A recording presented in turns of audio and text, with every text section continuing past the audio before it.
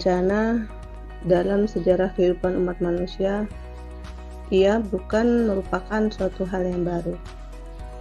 Namun, ia telah hadir sepanjang sejarah peradaban umat manusia. Ia melingkari setiap peristiwa dan menandai setiap fenomena. Kehadiran bencana merupakan sebuah keniscayaan yang tidak pernah diharapkan kehadirannya.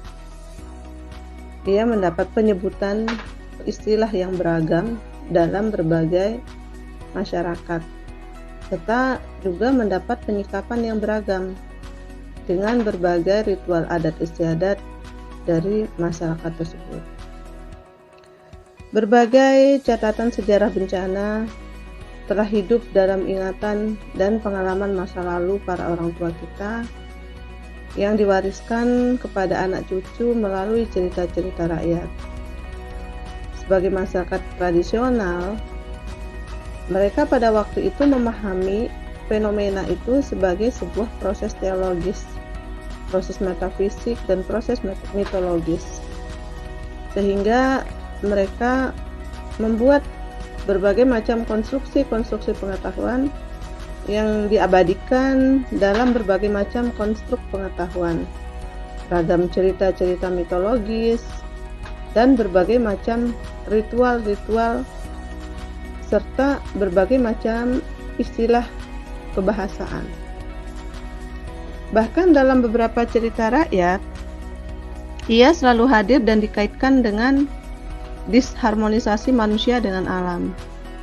Baik itu disharmonisasi yang disebabkan oleh ulah manusia dalam memperlakukan alam dengan semena-mena, atau karena dianggap manusia telah melampaui batas dalam aktivitas interaksinya dengan alam. Sehingga apabila di suatu tempat terjadi sebuah peristiwa atau fenomena yang mengancam kehidupan masyarakat tersebut, maka mereka akan menyebutnya itu sebagai suatu bala atau suatu pagebluk, ya. Karena mereka menganggap bahwa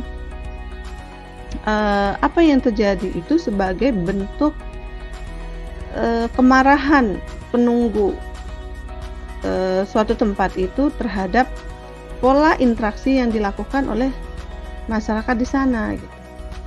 Jadi suatu interaksi antara manusia dengan alam itu harusnya harmonis. Nah, terjadi disharmonisasi ketika manusia memperlakukan alam itu secara berlebihan, atau menunjukkan sikap manusia itu tidak berterima kasih atas apa yang telah alam berikan. Maka para orang tua kita memahaminya itu sebagai bentuk kemarahan alam kepada manusia, sehingga manusia perlu menciptakan ritual-ritual harmonisasi dengan alam untuk mencapai ketentraman, untuk supaya alam itu tidak marah kepada manusia. Bencana pada awalnya dipahami masyarakat sebagai ketentuan atau kodrat dari Tuhan yang harus diterima begitu saja. Oleh karenanya, masyarakat kerap kali menerimanya dengan sabar dan tawakal atau berserah diri kepada Tuhan. Pada perkembangannya, masyarakat dunia memiliki cara pandang baru terhadap bencana, yakni pada saat Majelis Umum PBB telah mendeklarasikan di tahun 1990 sampai dengan 1999 sebagai dekade internasional untuk reduksi bencana alam. Nah, deklarasi inilah yang merupakan tonggak kesadaran peradaban manusia bahwa manusia harus dapat mengurangi risiko dan harus dapat melakukan manajemen terhadap bencana. Terdapat beberapa cara pandang manusia terhadap bencana, yakni yang pertama, cara pandang konvensional. Pandangan konvensional melihat bahwa bencana itu sebagai sebuah takdir atau murni atas kehendak alam. Sehingga pada tahapan ini masyarakat melihat bencana itu sebagai sebuah musibah atau sebagai sebuah kecelakaan. Ia tidak dapat diprediksi, tidak menentu kapan terjadinya, tidak bisa dihindari, dan tidak dapat dikendalikan. Sehingga masyarakat memandang bahwa masyarakat itu sebagai korban dan dia layak untuk menerima bantuan dari pihak luar. Dalam tahapan atau pandangan konvensional ini, masyarakat cenderung pasrah dan tidak berbuat apa-apa. Bahkan dalam kehidupan masyarakat primitif, mereka menganggapnya sebagai sebuah kutukan, sebagai teluh, sebagai bala yang terjadi akibat salah satu atau beberapa anggota masyarakatnya melakukan kesalahan. Nah, kesalahan atau pelanggaran yang dilakukan itu memerlukan ritual-ritual dari nenek moyang yang akan dilakukan secara turun-temurun dan pada akhirnya menyebabkan mereka terus melakukan itu untuk melakukan upaya harmonisasi dengan lingkungannya.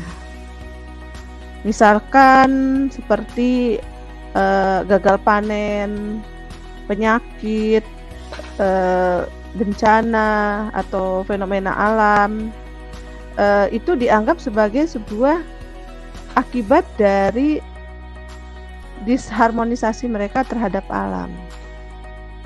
Nah, kemudian yang kedua, pandangan mengenai bencana itu adalah pandangan ilmu pengetahuan alam.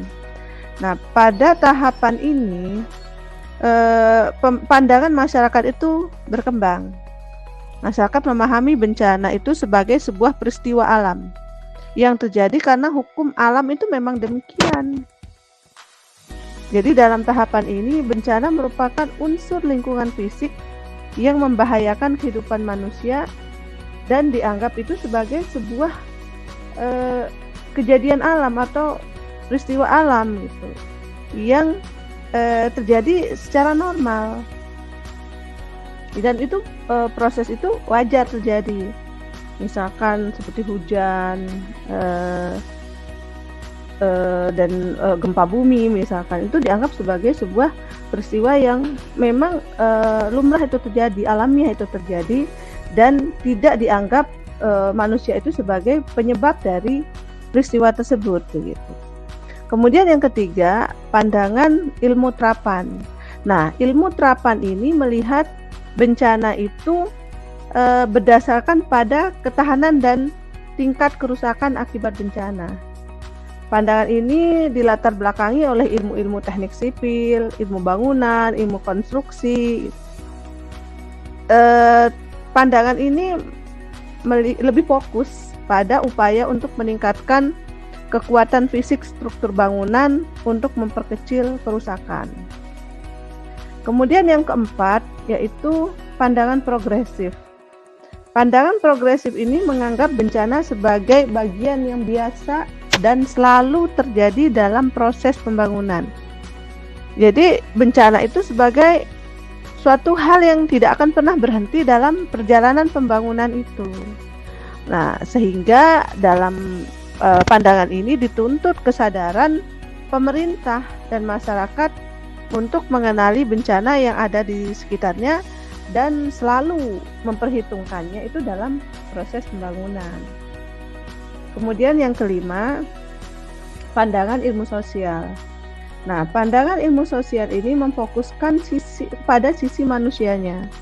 Jadi dia melihat bagaimana sikap dan kesiapan masyarakat dalam menghadapi bencana.